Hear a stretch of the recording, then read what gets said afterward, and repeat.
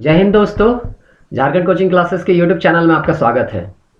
तो आप लोगों में से अधिकांश कोई जेपीएससी के द्वारा लिया जाने वाला सिविल सर्विस एग्जाम का तैयारी कर रहे होंगे और आप लोग इसमें क्वालिफाई भी करना चाहते होंगे। लेकिन क्या आप लोगों को ये एग्जाम जिसके द्वारा लिया जा रहा है उस संस्था के बारे में कुछ मूलभूत जानकारियां पता है? क्या आपको पता है ये जो संस्था है उसका गठन जो हुआ है वो किसी कानून के तहत किया गया है या संविधान में इसका उल्लेख हुआ है? इसमें कितने अध्यक्ष होते हैं, कितने सदस्य होते हैं, क्या इसका खुद का सचिवालय होता है, और सचिवालय होता है तो उसमें कौन कौन से सदस्य होते हैं? उसी प्रकार अगर आपका ये जो चयन प्रक्रिया है, अगर आप जेपीएससी के वेबसाइट में जाएं और उसका वार्षिक जो रिपोर्ट है उसको आप डाउनलोड करें तो बोलता है कि ये जो चयन प्रक्रिया है वो 2 स्तरों पे होता है। लेकिन आप लोगों को पता होगा कि पीटी का एग्जाम, मेंस का एग्जाम और इस तरह से पर्सनालिटी टेस्ट का जो एग्जाम होता है, इस तरह से 3 चरण होते हैं। लेकिन आखिर आयोग क्यों बोलता है कि 2 ही चरण में आपका चयन प्रक्रिया होता है? तो इस चीज के बारे में क्या आपको जानकारी है? क्या आपको जानकारी है कि पीटी का जो प्रश्न तैयार किया जाता है वो किसके द्वारा तैयार किया जाता है, कैसे तैयार होता है? आपका मेंस का जो आंसर होता है, वो जो बुकलेट है वो किस तरह से चेक होता है और उनको किसके द्वारा चेक किया जाता है? और दूसरा चीज कि आप जो इंटरव्यू देने जाते हैं तो क्या वो इंटरव्यू पैनल जो होता है वो पहले से तैयार रहता है या आपको तुरंत उसको तैयार किया जाता है? उस पैनल को अगर तैयार किया जाता है तो किसके निर्देशन में किया जाता है? आप जो एग्जाम देने वाले हैं उसमें कितने अटेम्प्ट है, उसका एज लिमिट क्या है, उसका सिलेबस क्या है? ये सारे चीज के बारे में अगर कोई भी चीज अगर आपको पता नहीं है तो ये वीडियो आपके लिए काफी इंफॉर्मेटिव होगा। आप इस वीडियो को पूरा देखिए और इस वीडियो को देखने के बाद आपको पता चलेगा कि जेपीएससी किस तरह से एग्जाम पेपर सेट करता है, उसका उत्तर पुस्तिका किस तरह से जांच किए जाते हैं, इंटरव्यू कैसे होता है और इसमें कितने अटेम्प्ट है, एज लिमिट आपको पता चलेगा, इसका सिलेबस पता चलेगा। तो चलिए हम लोग जानते हैं जेपीएससी के बारे में। तो चलिए प्रारंभ करते हैं हम लोग लोक सेवा आयोग से और सबसे पहले जानते हैं क्या इसका कानून में कहीं उल्लेख किया गया है या संविधान में इसका कहीं उल्लेख किया गया है? तो जो भी आप लोग पॉलिटी, अगर थोड़ा बहुत राजनीति शास्त्र के बारे में, संविधान के बारे में आपको थोड़ा बहुत अगर पता होगा तो क्लास 11 के क्लास में आपको स्पष्ट रूप से दिया गया है कि संविधान के भाग 14 के अनुच्छेद 15 से लेकर 223 तक आपका लोक सेवा आयोग यानी संघ लोक सेवा आयोग के साथ साथ आपका राज्य लोक सेवा आयोग के बारे में भी दिया गया है। इस तरह से जेपीएससी का जो गठन हुआ है वो संविधान के अनुच्छेद 315 से 323 के अंतर्गत हुआ है। यहीं पे जेपीएससी के सदस्यों के बारे में दिया गया है कि जेपीएससी का सदस्य का नियुक्ति किस तरह से होगा और उसकी बर्खास्तगी कैसे होगी, या जेपीएससी के और भी बहुत सारे जो काम है जो जिसके लिए इसको स्थापित किया गया है राज्य लोक सेवा को, उसका ये सारा चीज यहाँ पे आपको अनुच्छेद 315 से 323 तक दिया जाएगा। इस प्रकार से अगर हम कहें तो जेपीएससी एक ऐसा संस्था है जिसे हम संवैधानिक संस्था के तौर पे जानते हैं, अर्थात इसका उल्लेख संविधान में हुआ है। दूसरा चीज आप देखते हैं कि इसका स्थापना कब हुआ है, झारखंड में जेपीएससी अस्तित्व कब में आया? तो आपको पता होगा कि हमारा झारखंड जो है 15 नवंबर 2000 को अस्तित्व में आया। उससे पहले ये 1936 से आपका बिहार और उड़ीसा का भाग था। उससे भी पहले ये 1905 में बंगाल सूबे के अंतर्गत ये स्थित था। जब हमारा राज्य बन जाता है तो राज्य बनने के कुछ महीनों के बाद ही 23 जनवरी 2001 को आपका जेपीएससी का गठन होता है अनुच्छेद 315 के अंतर्गत। उसके बाद अनुच्छेद 316 के अंतर्गत 25 जनवरी 2020 को झारखंड लोक सेवा आयोग के अध्यक्ष और सदस्यों की नियुक्ति संबंधी अधिसूचना जारी कर जाती है और लगभग आपका 10 दिन के बाद फटिक चंद्र हेम्ब्रम आपके आयोग के प्रथम अध्यक्ष के रूप में आपके कार्यभार ग्रहण करते हैं और इस तरह से आयोग जो है अपना काम शुरू करता है। तब अब हम लोग देखते हैं जब आयोग बन गया तब इसमें हम लोग देखते हैं कि आयोग में कितने अध्यक्ष और सदस्य होते हैं। तो प्रारंभ में हम लोग देखे थे कि 1 अध्यक्ष होते हैं और उसके सहायता के लिए 8 सदस्य होते हैं। इस तरह से कुल मिला के 9 सदस्य होते थे। लेकिन जब है बाद में इसको बदल के 1 अध्यक्ष और 4 सदस्य कर दिया गया, अर्थात अभी कुल 5 सदस्य हैं। और कुल 5 सदस्य में आप वेबसाइट में जाइए जेपीएससी में तो वर्तमान में जो चेयरमैन है, अध्यक्ष हैं, वो श्री अनिताभ चौधरी हैं और 4 जो अध्यक्ष के सहायता के लिए सदस्य हैं उनमें से 4 में प्रथम है AK चौधरी, द्वितीय हैं श्री श्रवण साई, तीसरे हैं भगवान दास और चौथे हैं डॉक्टर त्रिवेणीनाथ साहू। तो इस तरह से 4 सदस्य हैं जो कि अध्यक्ष का सहायता करते हैं और इस प्रकार से पिछले साल आपके जेपीएससी के अध्यक्ष की नियुक्ति हुई आपके अमिताभ चौधरी का। तो आपको थोड़ा बहुत अगर आइडिया होगा तो ये जो अध्यक्ष होते हैं वो 6 साल के लिए नियुक्त होते हैं, और अगर 6 साल के दौरान इनका 62 वर्ष हो जाता है उम्र, अर्थात अगर ये मैक्सिमम 62 वर्ष हो जाते हैं तो 62 वर्ष में ये रिटायर हो जाते हैं। तो अमिताभ चौधरी का अभी 60 साल के हो चुके हैं, तो और 2 साल ये आयोग में अपना सेवा देंगे, और सेवा देने के बाद आपके ये रिटायर हो जाएंगे यहाँ से। तो इस तरह से आपके ये अध्यक्ष हैं।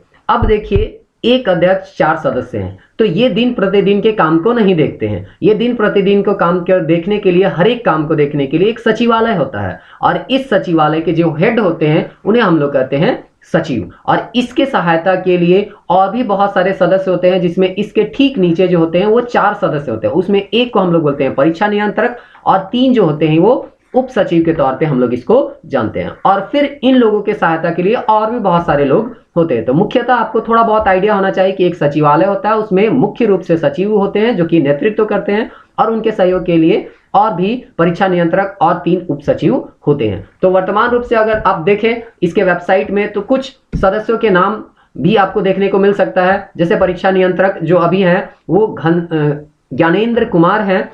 उसके बाद आपके उप परीक्षा नियंत्रक जो हैं वो ज्ञान प्रकाश मिंज है। उसी प्रकार अगर आप देखें सचिव, तो 2 उप सचिव का नाम देखने को मिल जाता है, श्रीमती नीरज कुमारी, और दूसरे हैं श्रीमती मनीषा जोसेफ तिग्गा। तो इस तरह से आयोग का सचिवालय का ये संगठन है, और इस तरह से आयोग का निर्माण होता है। अब जब आयोग बन गया तो अब आपको जानना है कि ये आयोग का काम क्या है, किस लिए इस आयोग को बनाया गया है। तो इस आयोग को बनाने का जो सबसे मेन उद्देश्य है वो सिविल सेवा में जो अभ्यर्थी हैं उसको चुनने के लिए ये परीक्षा का आयोजन करता है। नियुक्ति आपका केंद्र राज्य सरकार देती है, कार्मिक विभाग के द्वारा आपको नियुक्ति दिया जाता है, राज्य सरकार के द्वारा दिया जाता है। लेकिन जो आपका चयन प्रक्रिया होता है, यानी एक बेस्ट कैंडिडेट को चुनने का काम आयोग करती है। आयोग कभी भी किसी कैंडिडेट को नौकरी नहीं देती है, नियुक्ति ये नहीं देती है। इसका काम केवल चयन है। चयन और नियुक्ति दोनों अलग अलग शब्द है। चयन में सिर्फ इसका काम क्या है,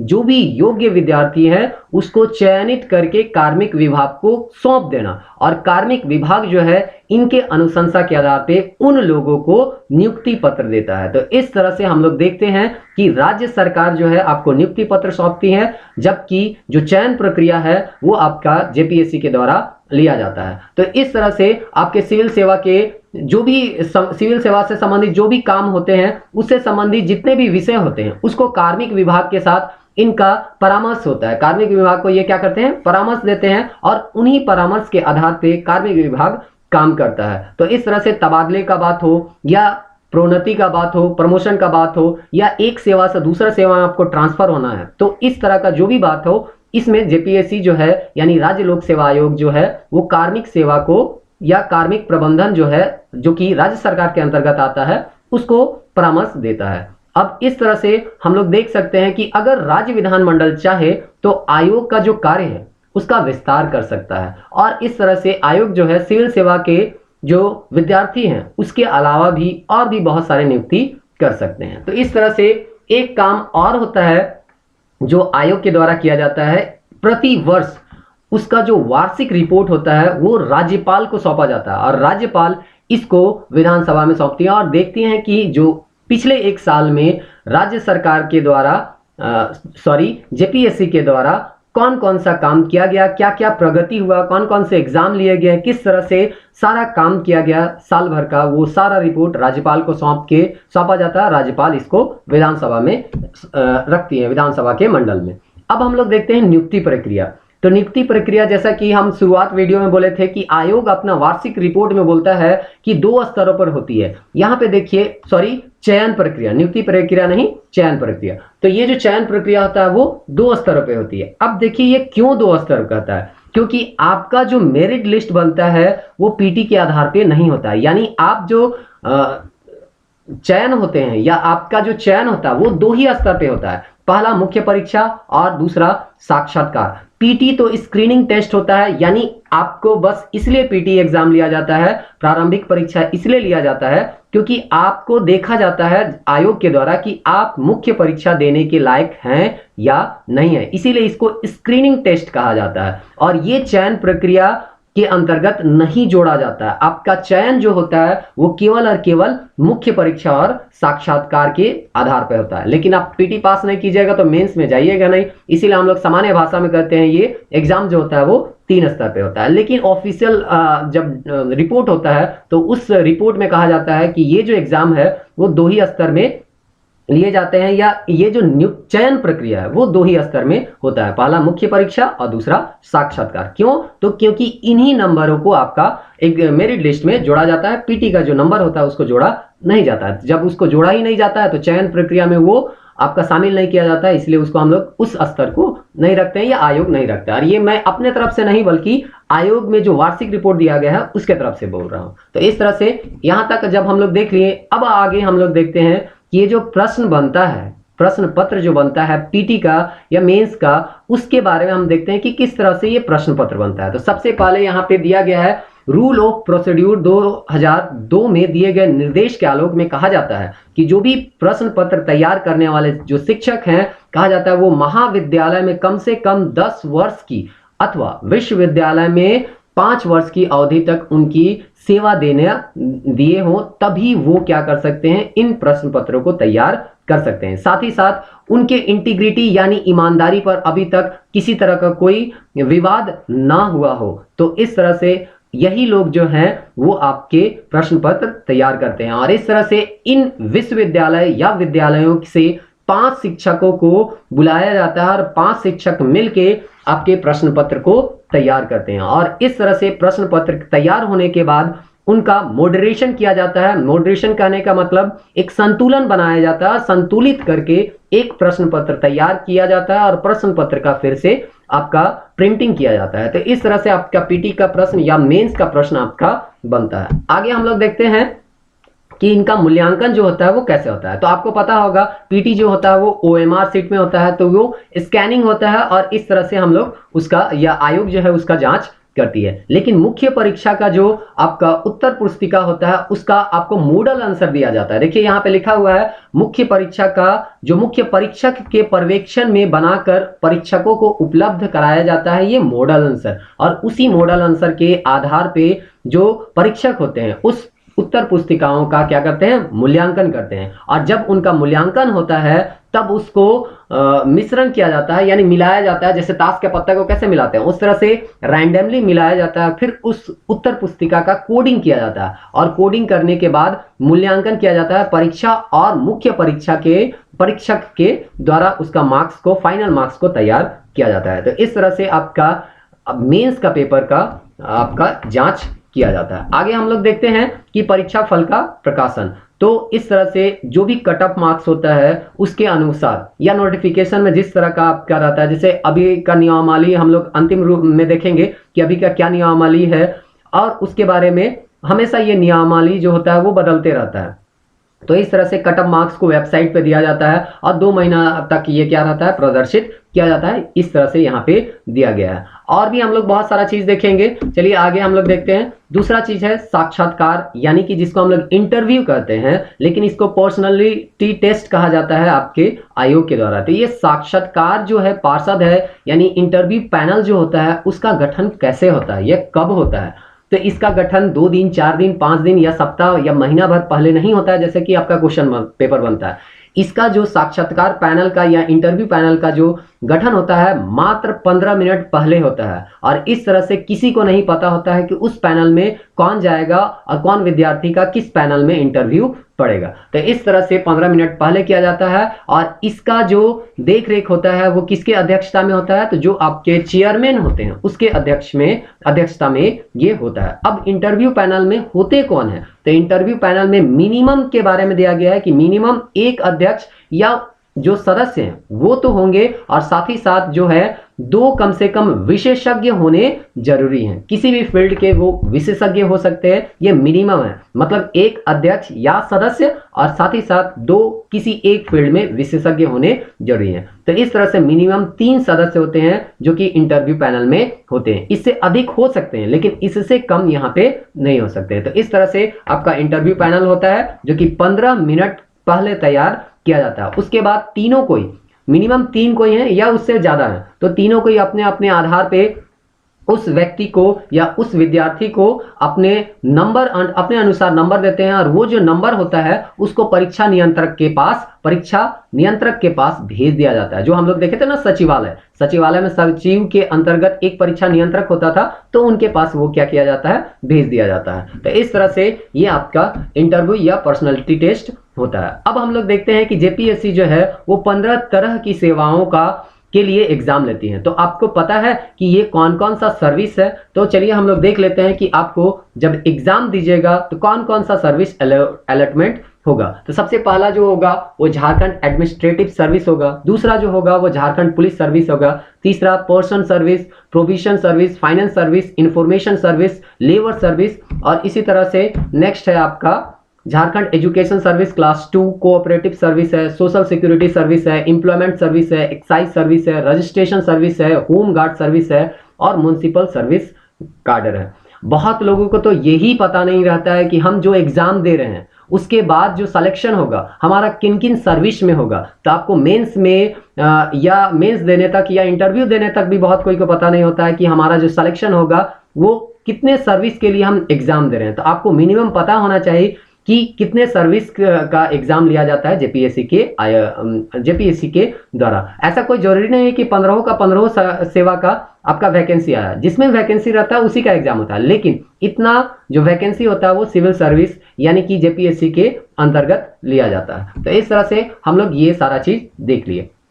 अब हम लोग आगे देखते हैं कि जेपीएससी का जो नया रूल आया है झारखंड के द्वारा, ये डिपार्टमेंट कार्मिक विभाग के द्वारा, देखिए department of personal administration reform and राजभाषा, तो इसको हम लोग सिंपल भाषा में कार्मिक विभाग कहते हैं। तो कार्मिक विभाग जो है एक नोटिफिकेशन जारी किया है, और उस नोटिफिकेशन के आधार पे जो रूल है, जो इससे पहले कहा जाता था 1951 के रूल के आधार पर काम करता था जेपीएससी, अब वो जो है Jharkhand combined civil service examination rule 2021 के तहत क्या करेगा, काम करेगा। और इसमें कुछ बहुत नियमों में फेरबदल किए गए हैं, तो हम लोग देख लेते हैं वो कौन से नियम आपके फेरबदल किए गए हैं। तो इस तरह से हम लोग सबसे पहले देखते हैं कि यहाँ पे जो आपका मिनिमम एज था और मैक्सिमम एज था, पहले क्या होता था अलग, जो 15 सर्विस हम लोग देखे ना, तो 15 सर्विस का हो सकता था किसी किसी में एज लिमिट जो है वो अलग अलग होता था, लेकिन अब यहाँ कहा गया है कि ये जो आपके 15 सर्विस हैं उसमें जो एज लिमिट होगा मिनिमम 21 साल होगा, और मैक्सिमम जो होगा वो आपका